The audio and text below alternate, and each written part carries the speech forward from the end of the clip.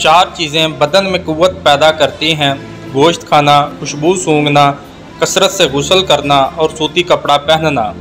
3 चीज़ों की ज़्यादा इज़्ज़त अफजाई जलील करवा देती है: औरत, खादम और घोड़ा।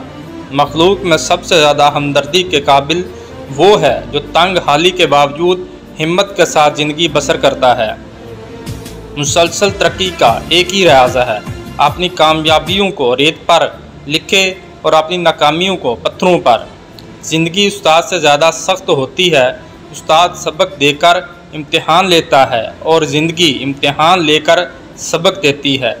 जब भी फ़ारग वक़्त मिले अपनी माँ के पास जाकर बैठ जाया करो, क्योंकि माँ के साथ गुजारा हुआ वक़्त क़यामत के दिन नजात का बाइस बनेगा।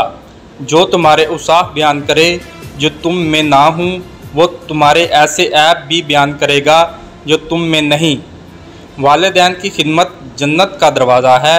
खुश नसीब लोग इस दरवाज़े को ज़िंदगी में और बदनसीब उनकी मौत के बाद ढूंढने की कोशिश करते हैं।